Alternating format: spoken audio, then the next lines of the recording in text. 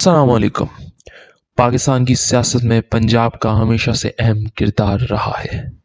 बज़ाहिर वज़ीर आज़म पाकिस्तान के बाद पंजाब का वज़ीर आला सबसे मजबूत तरीन शख्स तस्वुर किया जाता है और पंजाब में वज़ारत आला की कुर्सी तमाम सियासतदानों की महबूब तरीन कुर्सियों में से एक है। हर शख्स पंजाब की सियासत करने वाला ये ख्वाहिश रखता है कि वो उस कुर्सी तक पहुँच जाए, क्योंकि जितने इख्तियारात उस कुर्सी पर हैं शायद वज़ीर आज़म के बाद और किसी भी के पास ये ना हो। पाकिस्तान के सबसे बड़े सूबे पंजाब की वज़ारत आला गुज़िश्ता 5 सालों में तहरीक इंसाफ के पास रही और फिर अदम एतमाद आने के बाद हमज़ा शहबाज ने वो ली और फिर अदालती हुक्म के बाद परवेज़ इलाही चीफ मिनिस्टर बने। उसके बाद चीफ मिनिस्टर परवेज़ इलाही ने असम्बलियाँ इमरान खान साहब के कहने पर तहलील कर दी। 2018 के बाद जब उस्मान बुज़दार को चीफ मिनिस्टर पंजाब बनाया गया तो उनको कैसे लगाया गया इस पर तो बहुत बहस हो चुकी है, लेकिन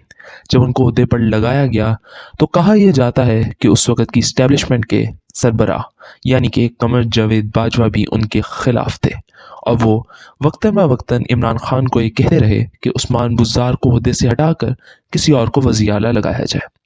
कहा तो ये भी जाता है कि उन्होंने मुख्तलिफ नाम इमरान खान को दिए और उनमें से एक नाम अलीम खान का भी था।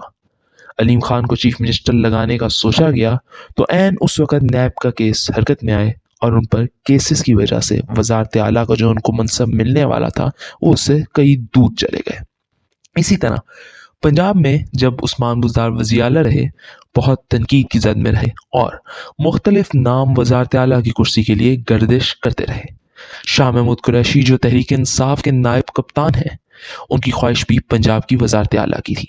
मगर कहा जाता है कि 2018 में जब इलेक्शंस हुए तो उनके खिलाफ जहांगीर तरीन ने एक उम्मीदवार खड़ा किया और उसको इलेक्शन जितवा दिया और इस तरह शाह महमूद कुरैशी को पंजाब की वज़ारत आला की तरफ से दूर कर दिया।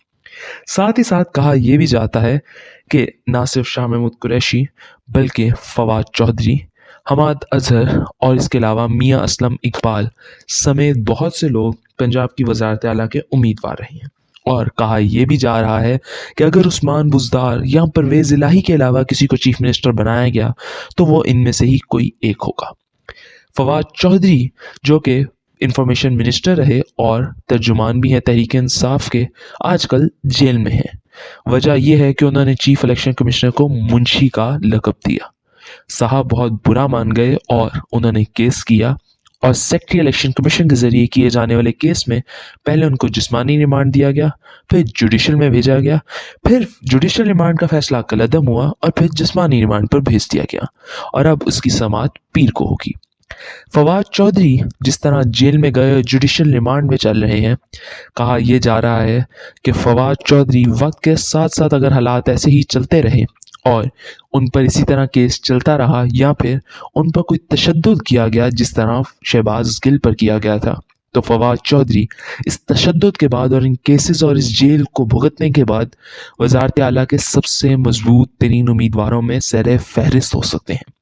देखा जाए अगर इमरान खान की सियासत को, तो जो शख्स इस तरह उनके नज़रिए के साथ, और याद रखिएगा फवाद चौधरी वो शख्स है जिसके बारे में कहा जाता था कि इस्टेब्लिशमेंट के हुक्म पर अपनी पार्टी छोड़ देगा और दूसरी पार्टी की राह ले लेंगे, मगर फवाद चौधरी जिस तरह जेल में आज मौजूद हैं, जुडिशल रिमांड पर अपने बच्चों से मुलाकात की इजाज़त नहीं दी जा रही, केस होता है, फवाद चौधरी का वकील दलाइल देता है, जज साहब उसके बाद कुछ वक्त की मोहलत मांगते हैं और आते साथ फिर फैसला सुनाते हैं कि उनको जुडिशल रिमांड पर भेज दिया जाए, तो कभी जिस्मानी रिमांड का फैसला सुनाया जाता है। इसी तरह अगर यही हालात रहे तो इमरान खान साहब की सियासत पर अगर नज़र डाली जाए तो फवाद चौधरी बज़ाहिर चीफ मिनिस्ट्री की तरफ बाआसानी बढ़ जाएंगे। चंद लोगों ने इस ख्याल से कि फवाद चौधरी को वो रोक लेंगे या उनको दबा कर या अपने रोब में उनको किसी और तरफ ले जाएंगे या खामोश कर देंगे, मगर अदालत में बैठे फवाद चौधरी रोज़ाना चीफ इलेक्शन कमिश्नर को मुंशी कहते नज़र आते हैं और वो शायद ये बात जानते हैं कि चीफ मिनिस्ट्री तक का जो सफ़र है उनका इस जेल जाने से वो आसान होता चला जाए।